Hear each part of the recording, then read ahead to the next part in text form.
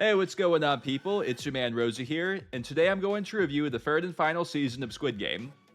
So, this was a great show. I've enjoyed Squid Game start to finish, but I would say that this last season was my least favorite of all the seasons. So, yeah, a big part of it was sort of the lean away from the games a bit too much, went a bit too far into the philosophy of it at all. Didn't do enough story. So I figure a good way to do this is I'll start by sort of breaking down the story, how things progress with the games. Then I'll go into the storylines, like the storylines like outside the games and with the organ harvesting people. So I absolutely loved the hide and seek game. Like that was epic. That may have been the best game of the whole show. So yeah, like even going into it, seeing the change in Gi-hun when, he going into the season, his rebellion had just lost, he lost his best friend, and he learns that Dae-ho had betrayed them. He sat back, when he was supposed to bring the ammo, and he was real scared. And, we also learned there's an element to that where, there's a strategy to that, where it's like, we're going to lose. What good does it do if I go out there again when I could live? So yeah, there's that. And yeah, like that final shot of that first episode with Gi-hun like glaring at his dagger, like I'm hunting that guy down. That was awesome. Like, yeah, new Gi-hun time was great. Right, and that first glance, like from the trailers going into this game, like I was like, I guess it looks like it's going to be a hide and seek tag kind of thing, but like there's no stuff to hide around. Like the fun of hide and seek isn't like running around, it's like hiding in good spots, under furniture, like in cabinets, stuff like that. But I was like, it's just like empty rooms. Like, come on. But like, so it was like modified, like, okay, there's these exits and you need these keys, so you have to team up. Like, okay, there's some elements to this to make it interesting, and of course the killing that makes it interesting. And this is where Hwang died so nobly. Man, that was heartbreaking to watch. But yeah, fitting for the character though. Like I'd say Hwang was my favorite character, and her defining characteristic was her nobility.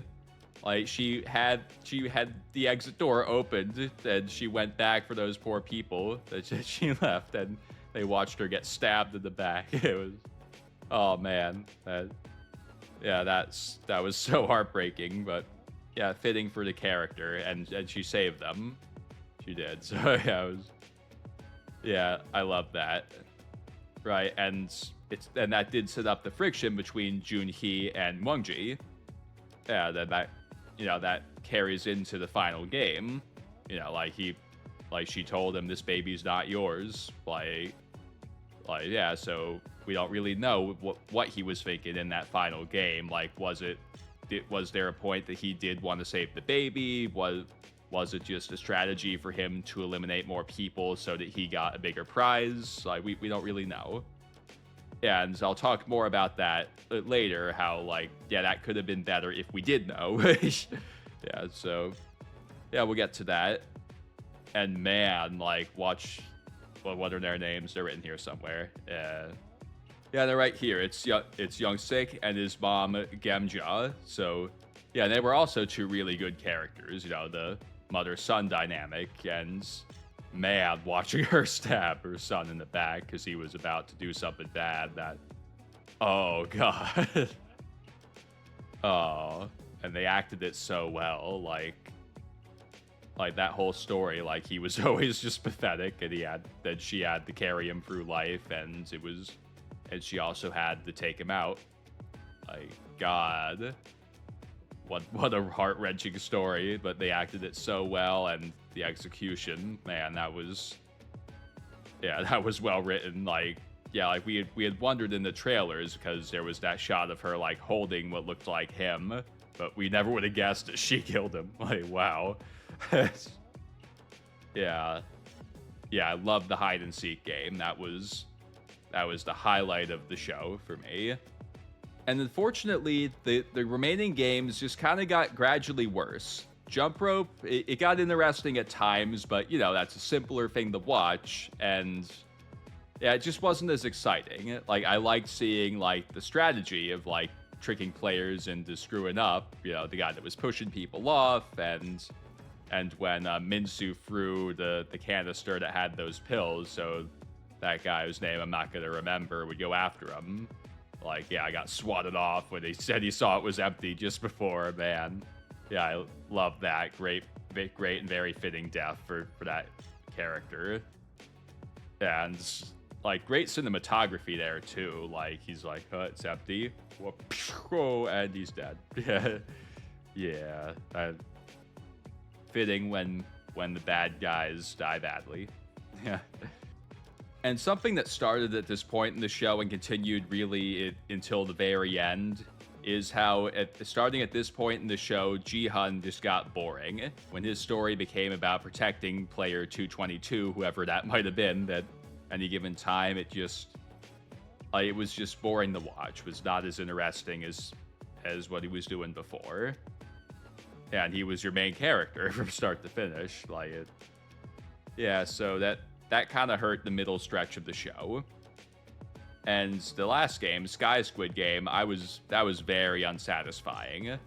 Yeah, I did not like this finale. It was hard to follow for one thing, and like the fun for the audience, like what we're mainly watching for is the games. It's the playing of the games, the strategizing around them. That's what's really fun about this show for most of the audience, I'd say.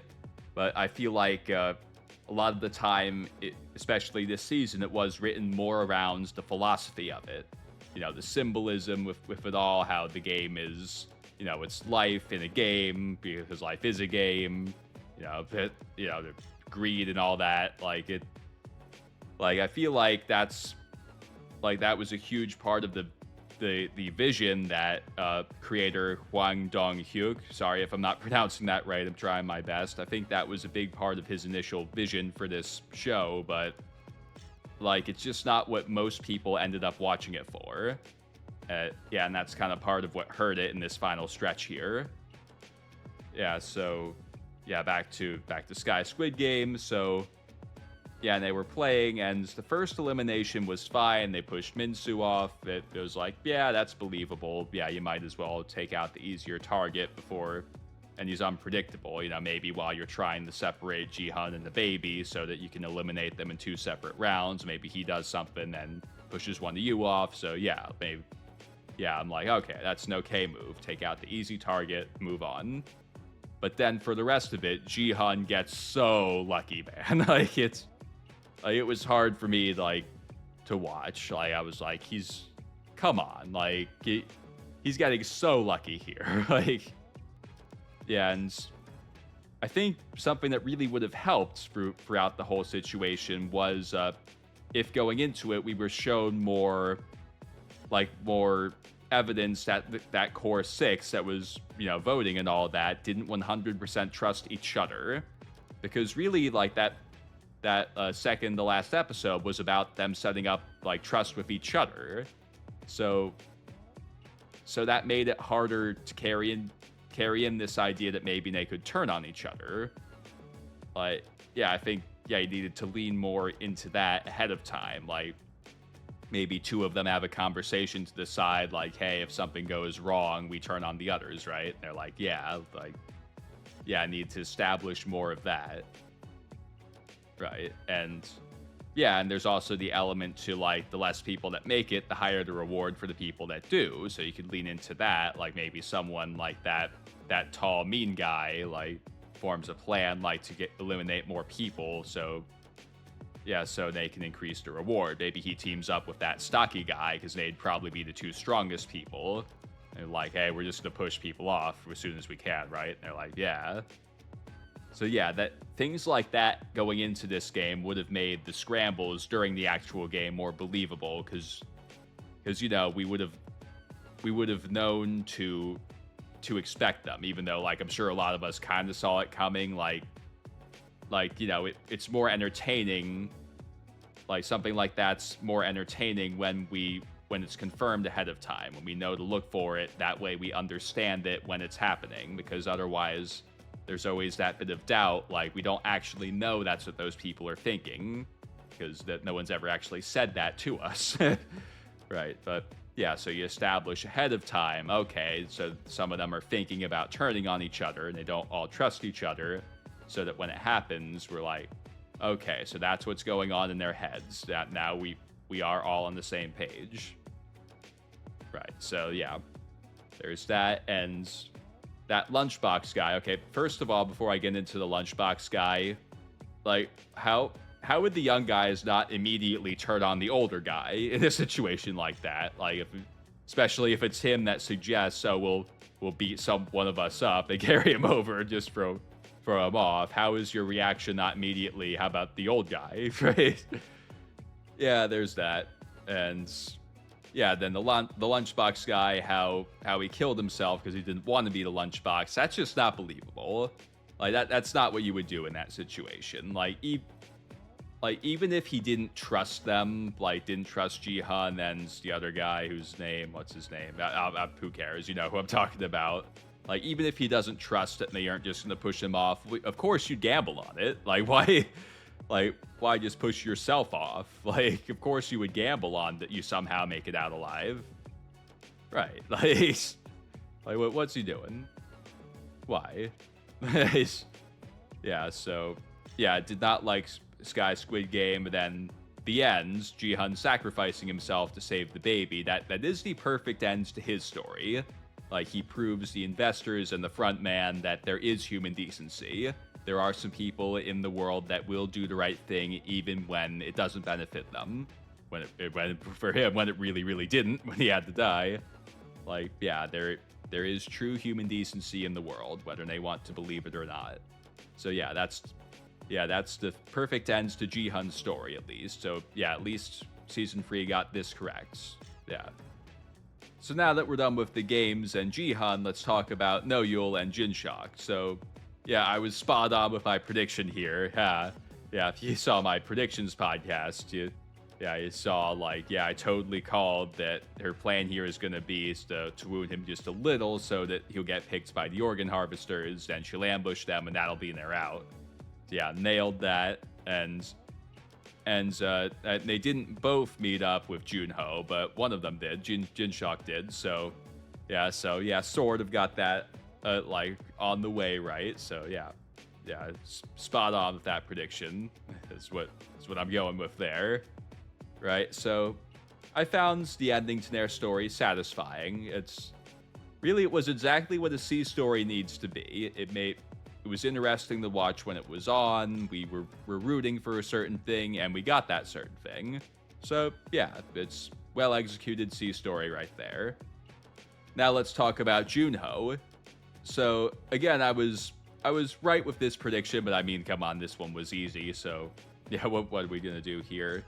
And if you saw my predictions, that I was hoping that Junho would get the detective victory.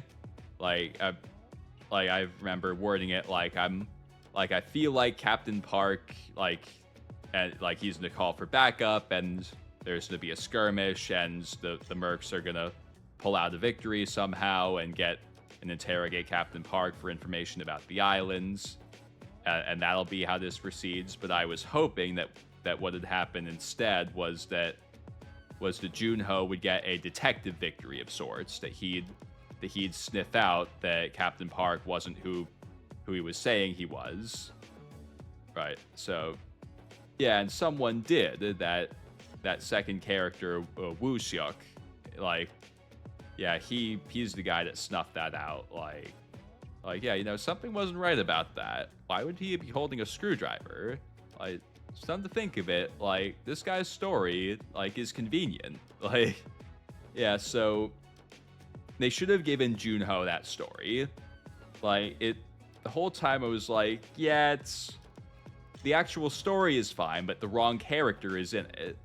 It just felt like they were trying to force me to care about a character that I just didn't. Junho is the guy that we've been invested in since the first season. We've been watching him since, he was tracking down his brother, posing in the game, then working with Gi-hun. That's the character that we were invested in. He should have gotten this detective victory instead of Woo-seok. And that also ties back into that he was a cop.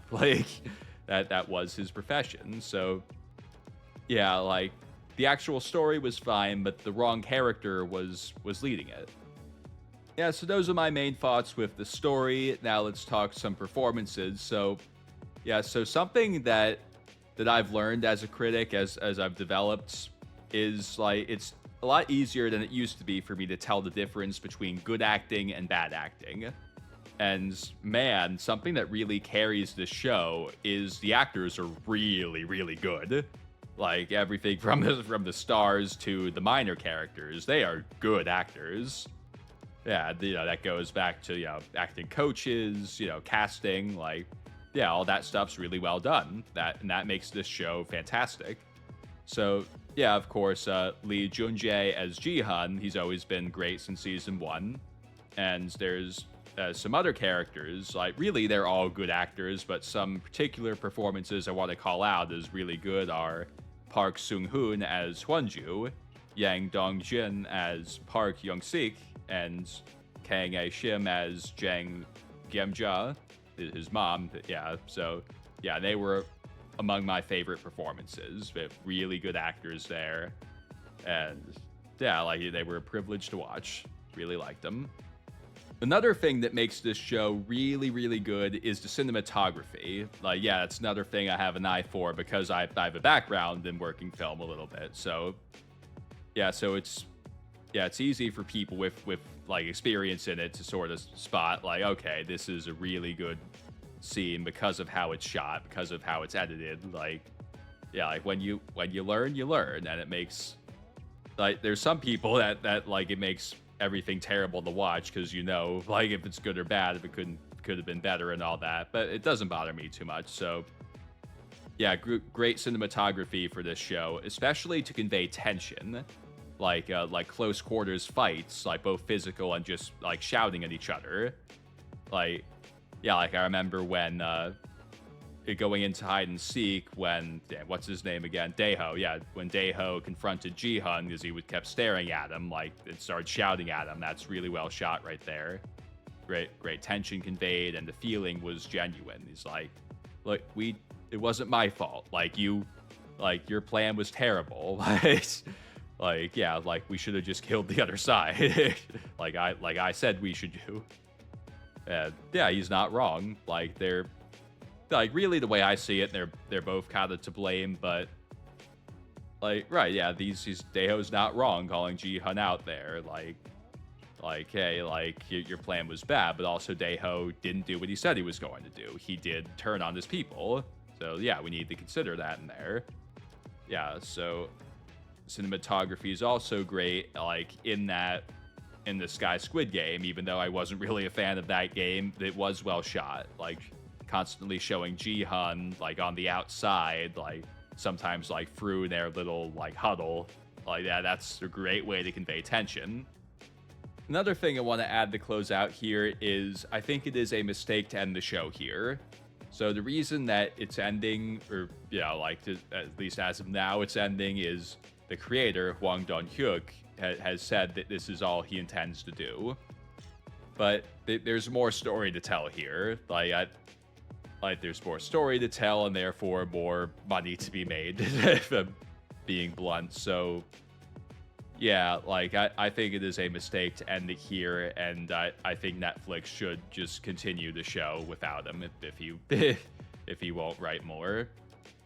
Because like it sucks when a creator's work is kind of taken from them like that, but there's also the fans to consider. Like, yeah, like, of course, at the end of the day, it is about money, but, like, there's also the fans of the show to consider. Like, we don't want it to end. It's only been, 3 seasons. Like, it's too soon. Like, we want more, and there is more to tell. Like, for example, one of the predictions I made was that we'd get backstory. And we got some, we got some backstory with the front man. But I was surprised we didn't get more, and I think we should have gotten more. That's the story that's begging to be told, how the game came together. Maybe do a whole prequel season where it's his game, like the one that he won.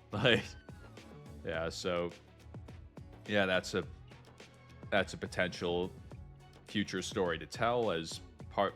I guess maybe a full season, that'd be too much if we know what's gonna happen. But yes, yeah, like tell that as an episode maybe. So yeah, and so why doesn't the creator want to continue the show?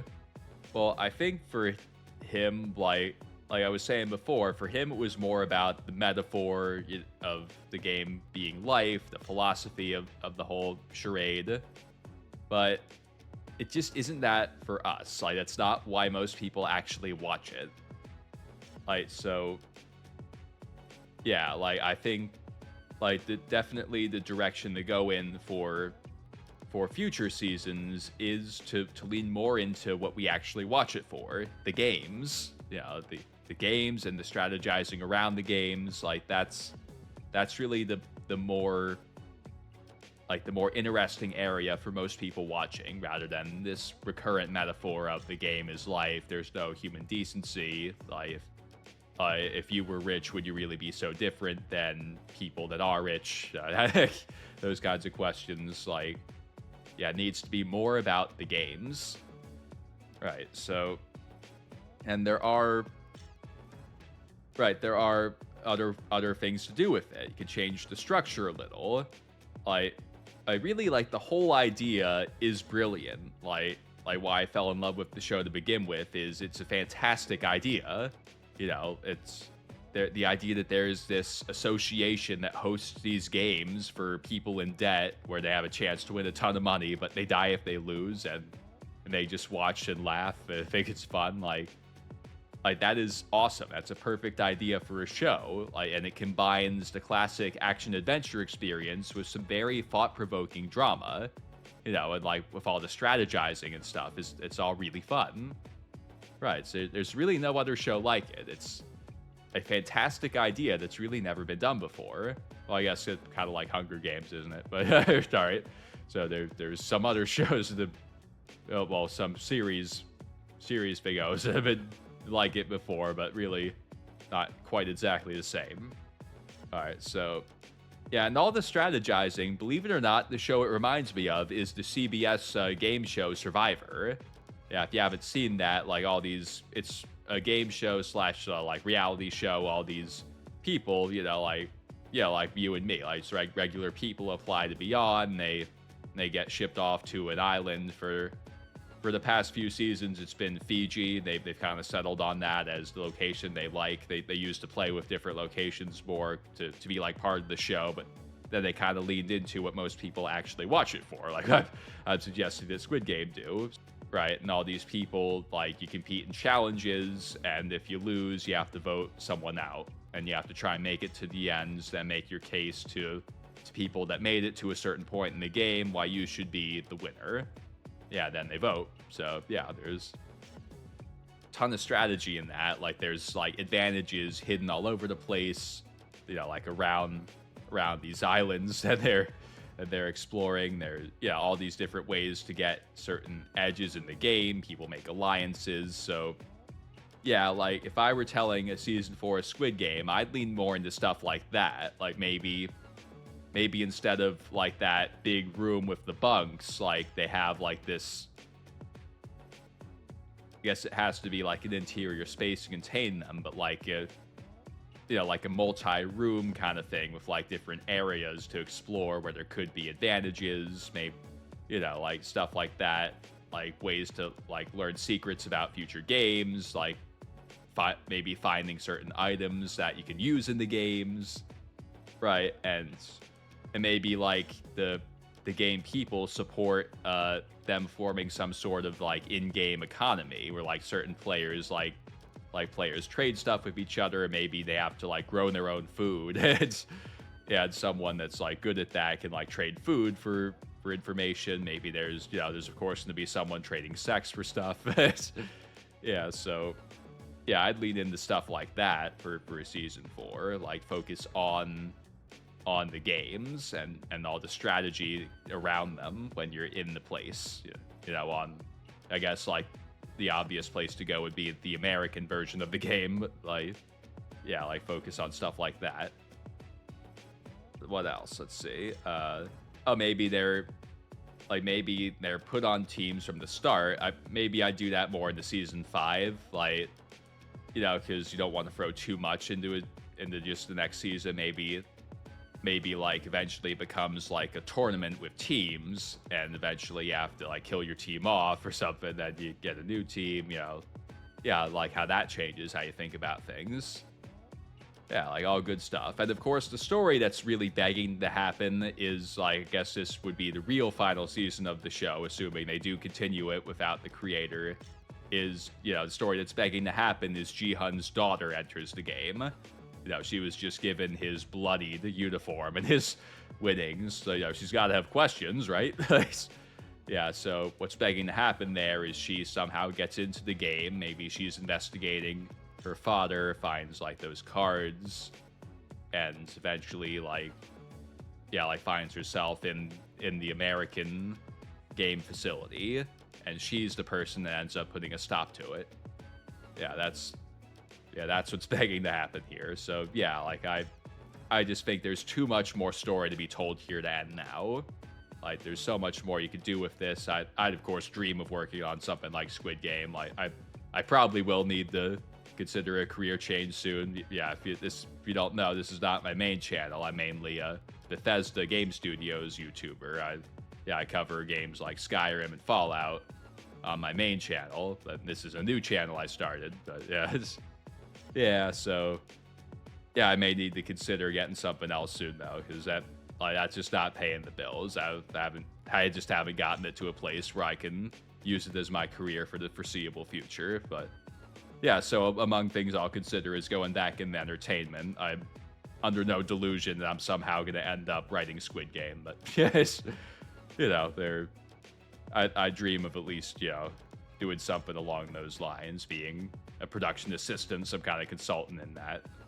Yeah, so yeah, those are my ideas for future stories to tell with Squid Game. I love what Hwang Dong-hyuk has told us so far, and yeah, I think it's a shame to end here, but yep, this has been my Squid Game final season review. I'll score this season. I'll give it a 6.5 out of 10. I think there were a bit many things holding it back. Of course, I enjoyed most of it, but yeah, a bit many things I would have done differently, and things just held the show back from being as entertaining as it could have been. So yeah, this has been my review of Squid Game, the final season, and I hope it's not over. Yeah, so thank you for tuning in, and I will see you next time.